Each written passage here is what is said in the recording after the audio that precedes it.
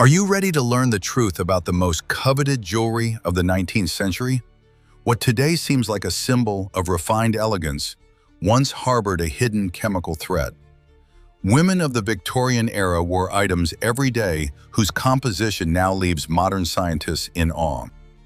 Lavish balls and society receptions were veritable exhibitions of dangerous chemical compounds, artfully disguised as incredible beauty.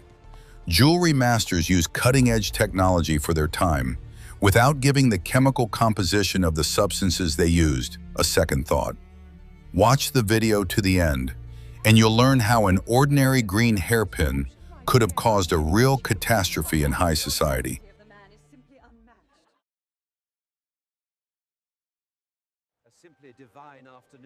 What if I told you that everything you believed in is a lie? During the Victorian era, the color green was considered the epitome of style and a sign of impeccable taste for a noblewoman. To achieve this incredibly deep shade, jewelers and artisans widely used a special arsenic-based dye. This chemical element gave brooches and hairpins that mesmerizing sheen, so highly prized by society. The artificial leaves and flower buds on hats looked so realistic that they seemed as if they had just been plucked from the garden. The process of creating such adornments began in small artisanal workshops. Artisans mixed chemical powders with various varnishes and glues to achieve the desired paint consistency. They then carefully applied this toxic mixture to the thin metal or fabric bases of the future brooches. Once dry, the paint took on a characteristic emerald hue that did not fade in the sun or lose its luster over time. It was precisely this color fastness that made arsenic-based dyes incredibly popular among fashion accessory manufacturers. Women delighted in adorning their elaborate hairstyles with these vibrant elements. Hair combs were often decorated with intricate arrangements of green grape leaves and small glass beads. With every movement of the head, these adornments shimmered in the light of gas lamps, drawing the attention of those around them. Ladies vied with one another to outdo each other in the complexity and beauty of their evening gowns. Arsenic green became a true sensation, an indispensable element of every fashionable social appearance. Massive necklaces consisting of dozens of painted metal petals were particularly popular.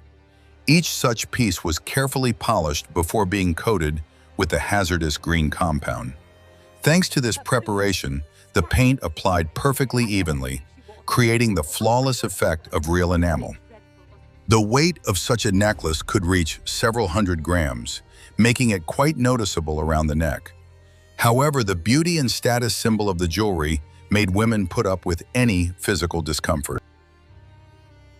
Interestingly, the recipes for creating this green color were often kept strictly secret. Each artisan strove to find their own unique ratio to achieve the purest and brightest shade. They experimented with adding various metals to the base arsenic solution. This led to the emergence of new shades of green, ranging from light lime to deep marsh green. The variety of shades allowed fashionistas to match jewelry with absolutely any dress in their wardrobe. Over time, the trend for this color began to spread to other areas of daily life. Buttons, belt buckles, and even small decorative elements on fans were made green. The chemical dye literally permeated every element of women's attire during that historical era. The beauty of these items still amazes researchers who study the preserved artifacts in museums. It is hard to believe that such an elegant appearance concealed an ordinary industrial component. Today, restorers work with such historical jewelry only while wearing special protective suits. Chemical analysis consistently confirms a high concentration of toxic substances in every green petal. The technologies of the past have left us with a surprising but extremely dangerous cultural legacy. It forces us to look at 19th century standards of beauty in a completely different light. Victorian fashion turned out to be the literal embodiment of the idea that visual aesthetics are more important than safety. Each of these items stands as a silent witness to an era of great discoveries and equally great misconceptions. Studying these objects helps historians better understand the daily lives of people from that time. We see how the pursuit of aesthetic perfection completely consumed the minds of an entire generation.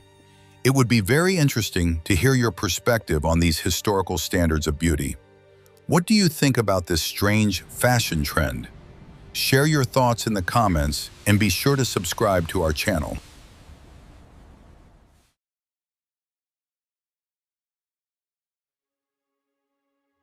The secret that people pay thousands for is now about to be revealed.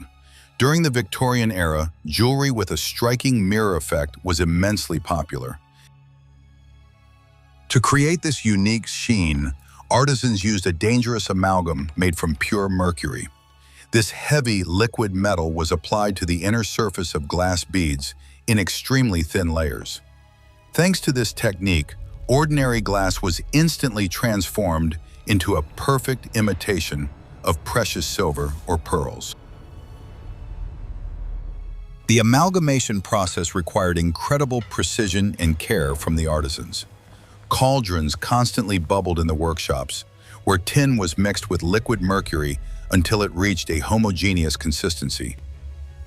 The resulting mixture was carefully poured into hollow glass molds through tiny openings. The metal spread evenly along the walls, creating a perfectly smooth, reflective coating. The remaining liquid metal was then drained back into the cauldron for future use. Mirrored elements were widely used to create elaborate theatrical and evening tiaras. Large glass spheres, coated with mercury on the inside, crowned tall women's hairstyles. They created the illusion of enormous gemstones, captivating the imagination with their rich texture. Artisans learned to make these spheres so thin that they weighed practically nothing. This allowed them to assemble enormous structures without weighing down the entire jewelry composition. In addition to beads, flat mirrored inserts in pendants and medallions were popular. Artisans cut small pieces of glass and coated them with a mercury compound on the reverse side. Often, a delicate engraving or painting with translucent paints was applied over such a mirror. This technique created an effect of volume and depth in the image that was unattainable with ordinary enamels. Such medallions were often worn on long velvet ribbons close to the neck. The chemical instability of the amalgam meant that the jewelry eventually lost its luster. The mercury gradually reacted with the air, becoming covered in dark spots and losing its shine. Women had to regularly take their necklaces to craftsmen for recoating. This renewal process sustained a constant demand for the services of artisan workshops. The 19th century beauty industry was a continuous conveyor belt of chemical processes. Many mirror beads were additionally coated on the outside with colored lacquers to imitate gemstones. A transparent red lacquer over a mercury base transformed the glass bead into a radiant ruby. A blue dye created the perfect illusion of a deep sapphire with an incredible inner glow. This technique allowed jewelers to create multicolored necklaces accessible to the general public. The illusion of luxury was the main driver of progress in this specific industry. Today, such vintage jewelry is considered an immense rarity among international antique collectors. Over time, their mirror-like surface develops a noble patina, permanently altering its original hue. Restoring such fragile items requires extensive knowledge of historical chemistry. Fashion historians carefully preserve these artifacts in special, airtight museum display cases. They serve as a wonderful reminder of the incredible ingenuity of the craftsmen of the past century. The chemical legacy of the Victorian era continues to amaze us with its scale and paradoxes. People surrounded themselves with objects of incredible beauty that concealed serious danger. Understanding these historical processes allows us to evaluate modern safety standards in a completely different light. Do you think that such incredible radiance justified the use of such unconventional materials for jewelry? In the next chapter, you will learn what secret lay behind the production of the most popular, glowing pendants of that era.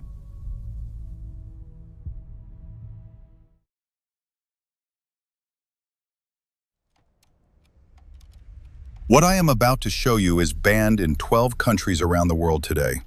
I am talking about a unique material that craftsmen of the past called Vaseline or uranium glass. Jewelers added uranium oxide to the molten glass before it had a chance to fully solidify. The result was incredible translucent stones with a slight yellowish or greenish tint. These artificial minerals possess the unique ability to mysteriously glow in the rays of the evening sun. The process of making such glass required strict adherence to temperature control and proportions. Uranium oxide, a yellowish powder, was carefully mixed into the molten silica. A chemical reaction firmly bonded the radioactive substance's molecules to the glass structure. Using metal tongs, craftsmen pulled long glass rods from this mass. These rods were then shaped into individual components for future jewelry pieces. Uranium glass factories operated at full capacity for several decades. The chemical component was considered completely safe and was viewed solely as a dye. Factory workers came into daily contact with enormous quantities of uranium powder. They blew not only jewelry pieces, but also tableware from the glowing mass. This substance became an integral part of mass industrial culture in the 19th century. It was considered particularly chic to combine uranium glass with faceted crystal in a single piece. Massive brooches consisted of a glowing central stone surrounded by transparent crystals. This design highlighted the fluorescent properties of uranium oxide to the fullest extent. The light rays refracted through the crystal facets, causing the central element to shine even more brightly. Such pieces of jewelry were often passed down as true family heirlooms. The difficulty of cutting Vaseline glass lay in its specific chemical density. Artisans had to use special abrasive wheels to shape the stones. Each facet was polished by hand until it achieved a perfect, mirror-like shine. This painstaking work transformed a piece of glass into a true masterpiece of jewelry art. The finished stones were then set in frames made of brass or inexpensive silver. The development of scientific knowledge in the field of physics put an end to the popularity of such accessories. Over time, the true properties of uranium additives became known to the general public. The production of luminous glass was strictly limited and eventually ceased altogether. Today, these items hold exclusively historical and collectible value. They serve as a vivid example of how technological progress can outpace scientific understanding. Modern experts can easily verify the authenticity of such items using UV flashlights. Under their focused light, the antique beads begin to glow an incredibly bright green. This glow is the primary evidence of specific elements in the jewelry's composition. Many collectors specifically seek out such pieces for their collections. The history of uranium glass will forever remain one of the most striking examples in the art of jewelry. Studying such artifacts reveals a completely new side of Victorian society. People of that time were fascinated by new technologies and boldly incorporated them into their daily lives. The aesthetic appeal of an object was always valued far above its chemical composition. This era of great industrial experiments has left us with many amazing mysteries. If you're intrigued by such unusual facts from the past, be sure to like this video.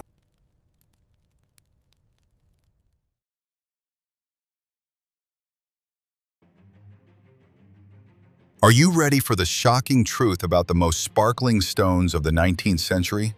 Not every Victorian family could afford real natural diamonds for their ball gowns. High-quality artificial stones, known as rhinestones, came to the rescue of wealthy fashionistas. To make the glass shine as brightly as a cut diamond, a huge amount of lead was added to it. This heavy metal radically altered the optical properties of the ordinary transparent material. The process of making lead crystal was a true art form, requiring immense skill from the craftsman. The proportion of lead oxide in the glass mixture could reach 30% or more. It was this component that gave the finished crystals a high refractive index. The stones turned out to be incredibly heavy, yet possessed a fantastic internal fire. They sparkled and shimmered with all the colors of the rainbow, even in the dim light of candles. These artificial diamonds were cut according to the same rules as real diamonds. Craftsmen applied dozens of tiny facets to each piece of heavy lead glass. The underside of the stone was often covered with a thin layer of metal foil to enhance the reflective effect. This foil acted as a mirror, reflecting all the light that entered back out.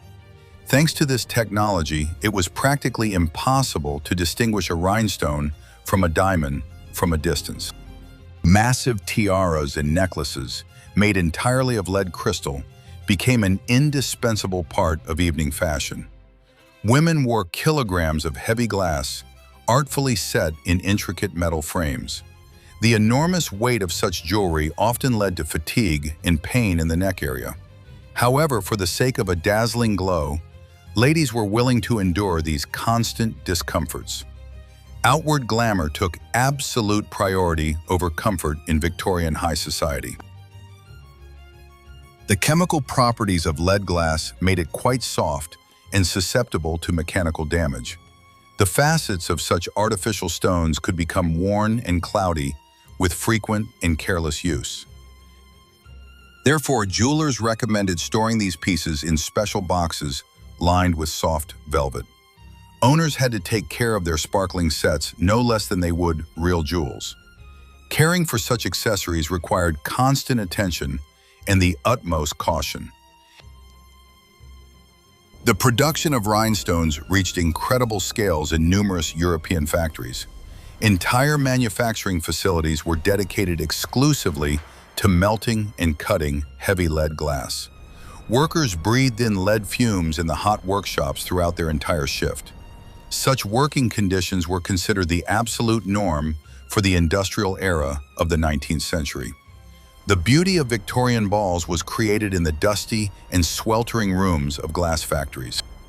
Today, antique rhinestone jewelry is an important part of the history of decorative and applied arts.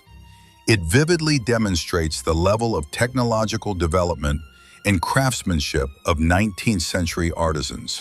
By studying these heavy, glittering objects, we can understand the evolution of public tastes and priorities. Heavy lead stones left a huge and very vivid mark on the history of global fashion. They made a truly luxurious appearance accessible to most people. However, the chemical composition of these shiny imitations made them a hidden health hazard for fashionistas and artisans alike. The use of toxic metals for the sake of aesthetics was absolutely typical of that era. Would you wear such heavy artificial stones for the sake of an incredibly striking look? Do you agree with this? In the next chapter, you'll learn what popular black mourning jewelry was actually made of.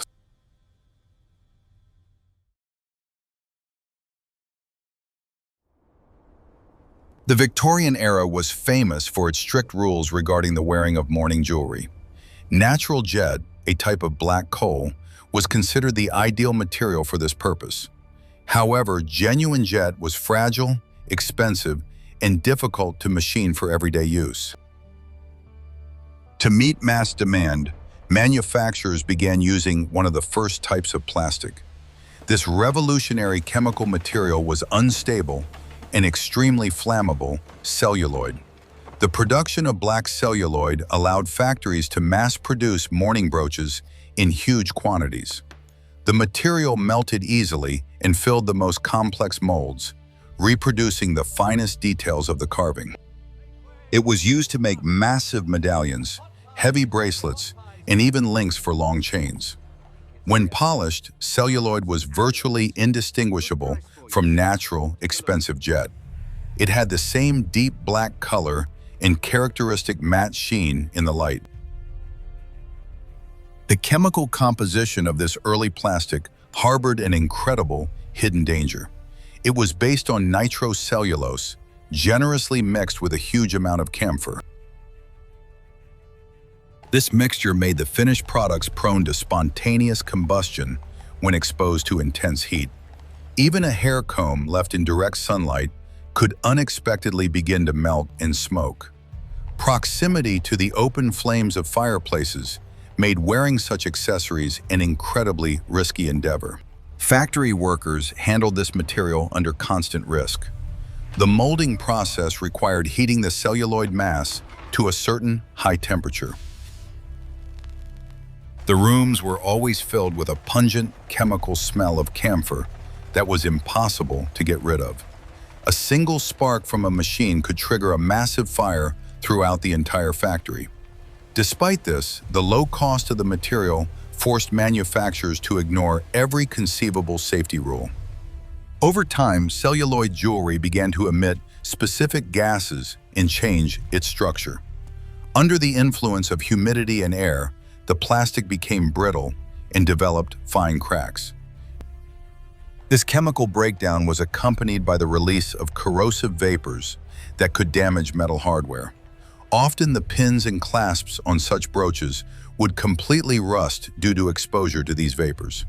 Owners had to constantly monitor the condition of their fashionable plastic purchases. Despite all the obvious drawbacks, the popularity of synthetic materials continued to grow rapidly. It was an era when humanity was just learning to synthesize new substances on an industrial scale. The jewelry industry became a testing ground for these bold chemical experiments. Celluloid's low cost and malleability outweighed any doubts about its practical safety. Mass production forever changed the principles of creating women's everyday jewelry. Today, collectors of vintage plastic store such items with special precautions. Celluloid brooches are kept in well-ventilated display cases away from direct sunlight. The chemical degradation of these artifacts cannot be stopped. It can only be slowed down slightly. These pieces remind us of the first tentative steps of the synthetic polymer industry. They are an important part of the history of mass industrial design. The era of austere Victorian mourning gave rise to an incredible demand for specific dark accessories. The industry responded to this challenge by creating a beautiful but utterly unstable chemical alternative. Understanding the properties of early plastics helps us better appreciate the boldness of past engineering. Technological development is always accompanied by mistakes and the introduction of imperfect materials. Black celluloid brooches remain a somber and mesmerizing symbol of that incredible era.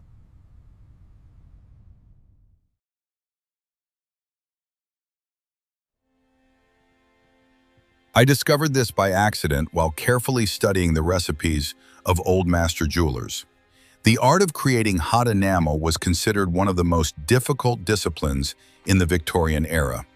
To achieve bright and saturated colors, artisans used powders made from dangerous heavy metals. Antimony helped achieve the perfect shade of yellow, while cadmium made the red tones incredibly deep. These toxic powders were melted in furnaces at extremely high temperatures, bonding tightly to the metal base. The technique of repoussé enamel required carving deep patterns into the surface of a copper or silver plate. The artisans carefully filled these recesses with colored glass powder mixed with additives. The piece was then placed in a special muffle furnace where the powder melted into a glaze. During this process, vapors of heavy toxic metals were released into the workshop air. The firing procedure was repeated several times to achieve perfect smoothness and the desired layer thickness. Enamel mourning rings with a black background and white inscriptions were particularly popular. The black color was achieved by adding a large amount of manganese and iron oxide to the base glass mixture. The contrast between the dark background and the bright elements created a dramatic and austere visual effect. Such rings often contain small compartments inside for storing a lock of the deceased's hair.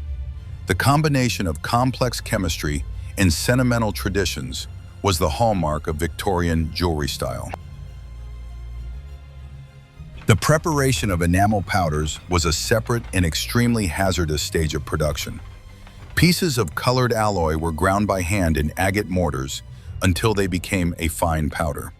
This colored dust inevitably entered the lungs of the apprentices who performed this physically demanding work. The exact formula for mixing metals to achieve a specific shade was kept a closely guarded secret by the masters. Every jewelry house took pride in its unique palette of hazardous chemical pigments. Blue enamel, imitating lapis lazuli or sapphire, was created with the liberal use of cobalt salts. This component produced an incredibly smooth and pure hue that looked perfect in a gold setting. Masters often combined blue enamel with small pearls to create classic Victorian brooches. The smooth glass surface contrasted with the pearlescent texture of the organic inlays. These contrasting elements became a hallmark of 19th century English decorative art.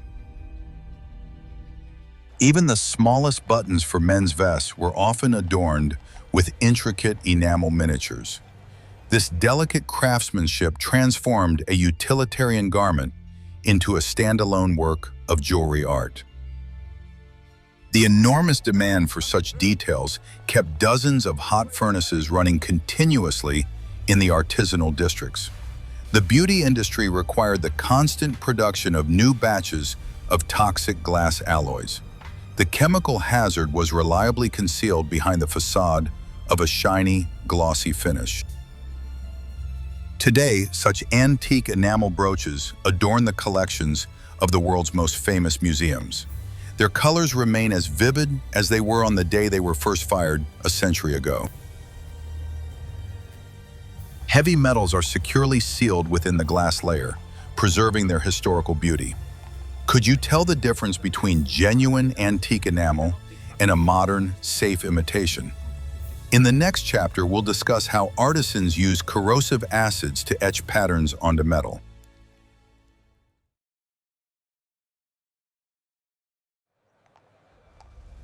Victorian fashion demanded a vast quantity of jewelry with intricate engravings and relief patterns.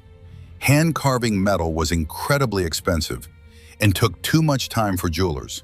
For mass production, artisans began actively using the technique of deep acid etching.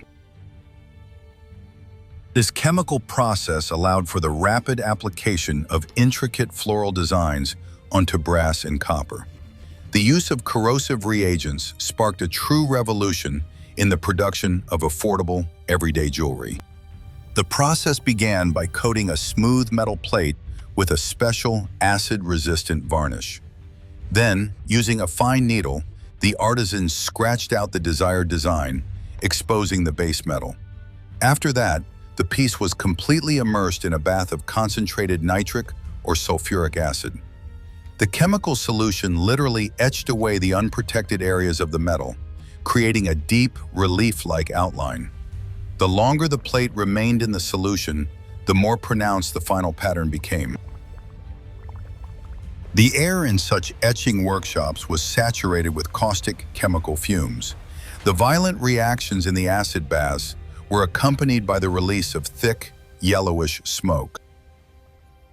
Workers used tongs to remove the smoking blanks and quickly rinse them in cold water. These conditions turned the creation of beautiful brooches into an extremely arduous and dangerous industrial process. However, the incredible speed of production fully offset all associated technological costs. Acids were used not only to create patterns, but also to change the color of the metal itself. Special chemical compounds allowed the surface to be artificially aged, giving it an antique look. This patina made cheap brass alloys resemble ancient, noble bronze. The fashion for historicism dictated its own rules, and jewelers learned to masterfully deceive the eyes of buyers. Chemistry became a faithful ally in creating the endless illusions of the Victorian style.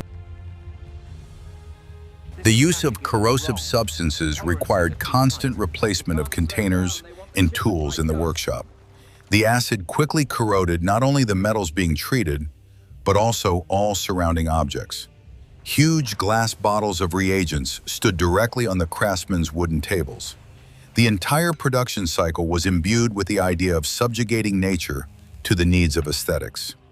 The dazzling result in the shop window concealed the harsh realities of industrial daily life. Etched medallions were often used as bases for creating more complex compositions. Glass stones were inserted into their centers, or celluloid cameos were glued on.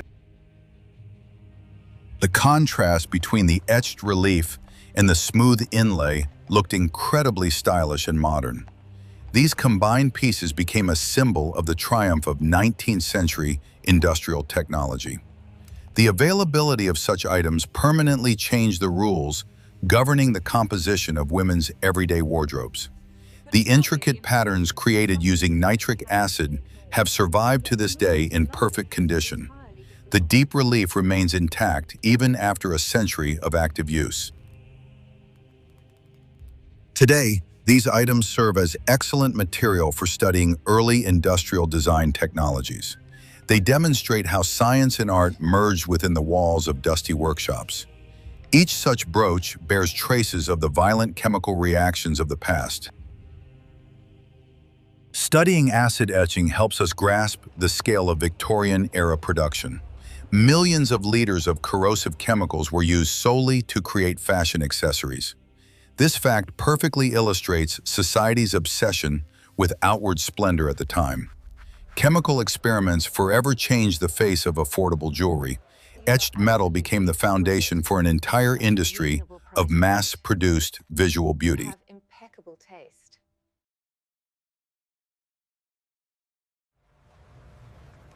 By no means were all Victorian jewelry pieces made from precious metals. To meet the demand of a vast number of customers, craftsmen widely used inexpensive copper alloys. Brass and tombac were easily stamped into thin sheets and lent themselves perfectly to mechanical processing. They were used to make massive bracelets, large buckles, and multi-tiered decorative chains. However, these metals had one serious chemical drawback. They oxidized quickly in the air. To imitate gold, jewelers used the famous pinchback alloy, consisting of copper and zinc. When polished, this material strikingly resembled genuine high-carat gold. And pinchback was used to create intricate sets that fashionistas wore for their daily social outings.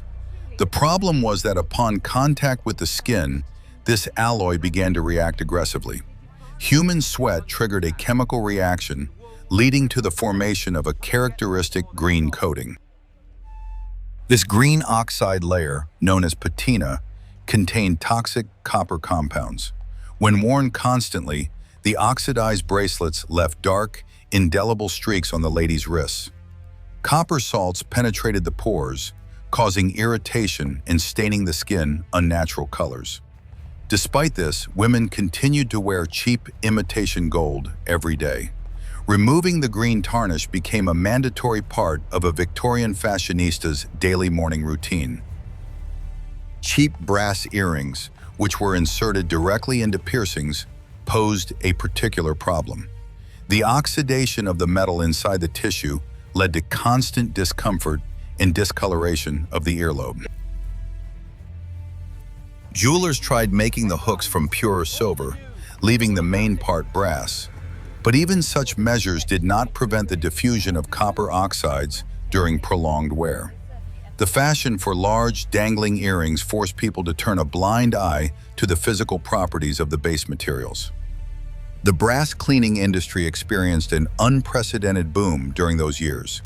Pharmacies and shops sold hundreds of types of powders and caustic liquids for removing tarnish.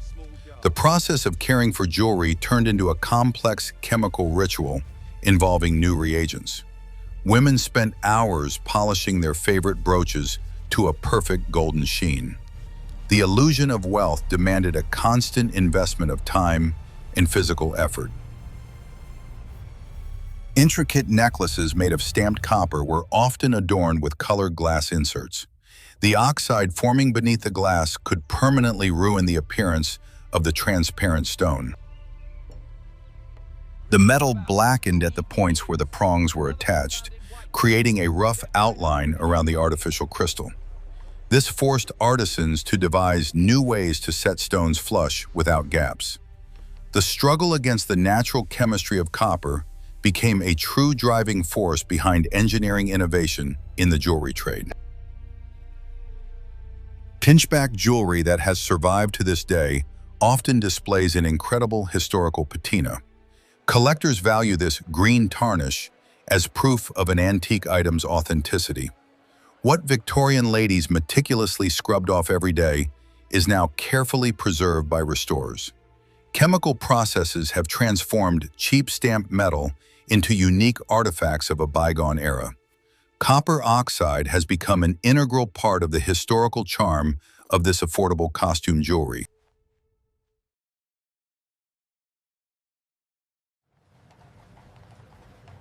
To meet the incredible demand for costume jewelry, factories needed materials capable of quickly taking on complex shapes.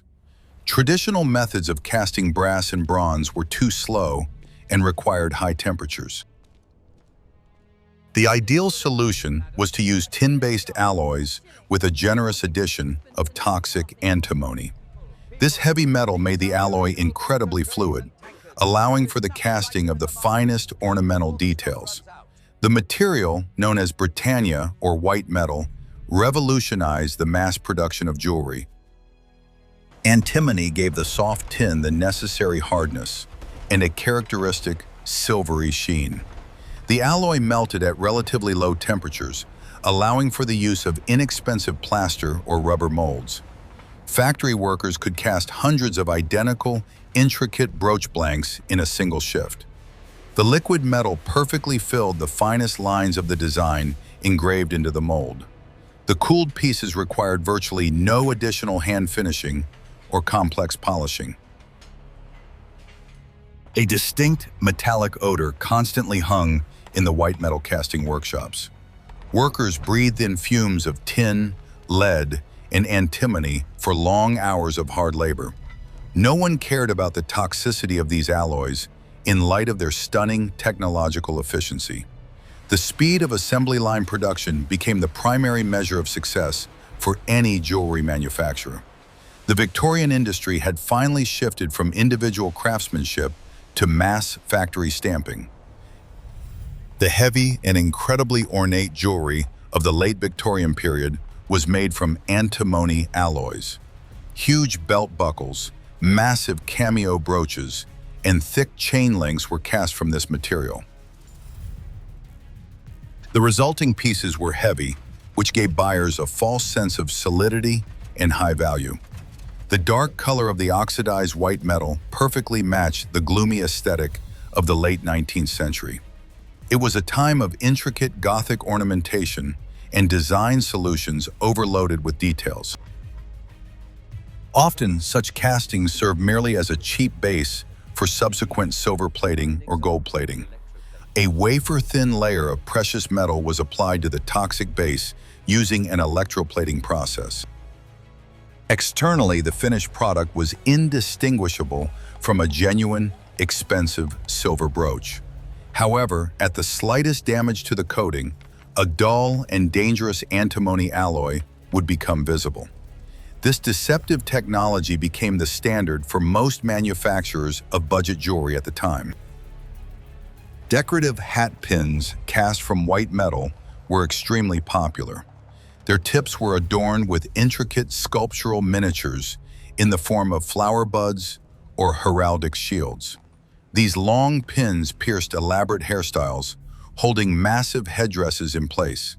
The metal's chemical composition was in constant contact with the owner's hair and skin. The low cost of the material allowed women to own dozens of such pins for each individual outfit. Over time, antimony alloys began to darken and became brittle due to internal crystallization. Heavy brooches could split in half if accidentally dropped onto a hard wooden floor. Owners had to handle these massive objects with unexpected care. Repairing such items was practically impossible, as the alloy was difficult to solder.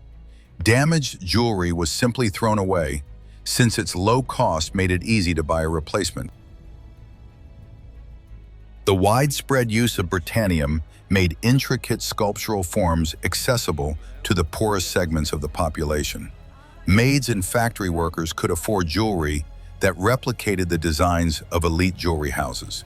The democratization of fashion came at the cost of using dangerous and short-lived chemical alloys.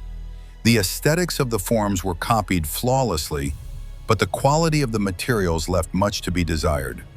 It was a time of grand visual imitations and the triumph of industrial substitutes. Today, archaeologists often find remnants of such antimony jewelry during excavations of Victorian landfills. They corrode heavily in the ground, turning into shapeless gray lumps of metal. Preserved museum specimens require special storage conditions to prevent further disintegration. Studying the composition of these alloys provides an accurate picture of the level of industrial metallurgy in the past. They serve as evidence that mass consumption originated long before the 20th century. Heavy, white metal brooches are the quintessential symbol of the late Victorian era. They look solid and luxurious, but conceal a cheap and toxic industrial core within. The engineering genius of the past was focused on creating maximum visual impact at minimal cost. Antimony and lead made it possible to build a massive industry of affordable, everyday luxury. This historical compromise between price and quality forever changed the world of jewelry.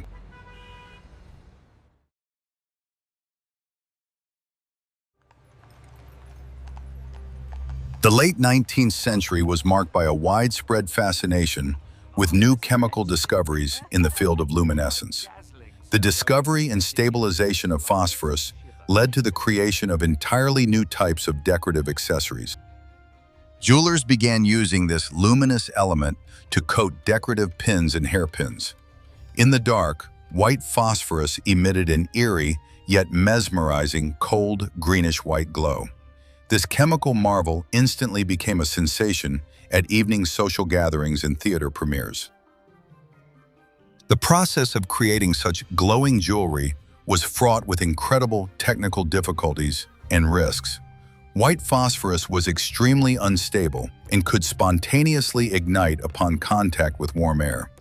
Artisans had to seal the chemical element under thick layers of durable, transparent varnish or glass. This sealing prevented oxygen from reaching it, allowing the substance to glow safely in the dark. Working with pure phosphorus required absolute concentration and caution from chemists and artisans. Fashionistas enthusiastically embraced the opportunity to literally shine in the dim light of ballrooms. Phosphorus drops at the tips of hairpins created the illusion of a glowing halo around an elaborate woman's hairstyle. Men also used small, glowing pins to adorn the lapels of their formal evening tailcoats. In the darkness of a carriage or a theater box, these accessories looked like real, captured fireflies. The novelty of the effect made buyers ignore any rumors about the dangers of this strange chemical substance. Factories producing phosphorus compounds were veritable chemical laboratories. Workers extracted and purified the element under conditions of extremely poor industrial ventilation. Toxic fumes of white phosphorus constantly hung in the air, permeating the workers' clothing and the walls of the workshops. Despite the obvious industrial risks, production volumes of glowing souvenirs grew steadily. Society's desire to own unusual novelties completely dictated the rules of operation for factory owners. Pocket watches with phosphorus markings on the dials and hands were in particularly high demand. A mixture of luminous powder and glue was applied by hand to the tiniest parts of the watch mechanism. This delicate work was performed with brushes under dim lighting in dusty factory rooms. Watches with luminous dials were considered a marvel of engineering and chemical innovation during that historical period. They allowed one to tell the exact time, even in the pitch-black darkness of a bedroom or on a street at night. The fragility of the insulating layer on the phosphorus brooches often led to technical failures. If the glass bulb cracked, the active substance instantly reacted with the oxygen in the air. This resulted in the release of thick white smoke and the ruin of an expensive fashion accessory. Owners had to be incredibly careful when wearing such technologically advanced and temperamental items. The beauty of luminescence required Victorian fashionistas to constantly monitor their movements. At then of the time extolled glowing objects as the absolute triumph of modern science. Newspapers printed enthusiastic reviews of the incredible properties of phosphorus pins and pendants. No mention of the element's chemical toxicity was permitted in these articles. Progress was perceived exclusively as a blessing capable of embellishing and simplifying people's daily lives. It was a time of blind faith in the safety of any new industrial technologies. Over time, the use of white phosphorus was banned due to its extreme chemical reactivity. It was replaced by more stable, though less bright, compounds of other luminescent materials. Glowing Victorian hairpins became a rarity, symbolizing a brief era of dangerous chemical entertainment. Today, it is practically impossible to find a working original phosphorus accessory from that time. The chemical has long since lost its properties, turning into an ordinary, dull powder. Studying this strange fashion trend perfectly illustrates the human craving for unusual visual effects. A massive and dangerous manufacturing infrastructure was created for the sake of a tiny, glowing dot in the dark.